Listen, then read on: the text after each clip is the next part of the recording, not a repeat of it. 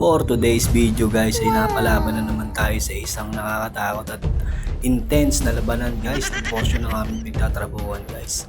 Dito nga guys ay amin ang babaklasin ng aming tinungtungan nung kami nagpintura ng sanepa at ng yero guys. Dito baklasan na dahil tapos na namin silang pinturahan. Baklasan time na naman guys. Ingat lang talaga guys. Eto nahihirapan nga akong tanggalin yung dyan, lubid guys. Eto, dahil nga nahirapan ako, tinayo ko na guys. Makikita nyo naman yung tungtungan ko guys, wala na. Kundi tubo na lang guys.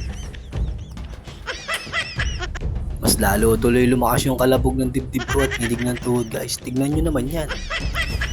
Tubo na lang talaga ang tinatapakan ko guys. Diyan nga guys ay hirap na hirap pa rin ako magtanggal ng lubid guys. Ang hirap talaga tanggalin kasi higpit ng pagkakatali namin para sigurado yung aming safety guys. At dito nga ay naisipan ko na magpapalit sa aking partner na si paring Roberto Pendre. Ito siya guys oh.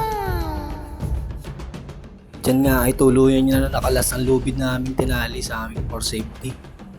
So ayun guys, share ko lang naman to sa mga kapwa nating construction worker na ang trabaho ay panglabas. Doble ingat guys, safety pa rin dapat. Tignan nyo naman kung gaano kataas yan guys oh.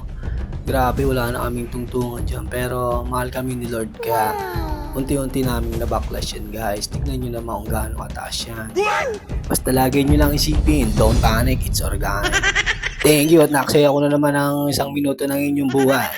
At to si Ariel, ang inyong construction dancer. Sheesh!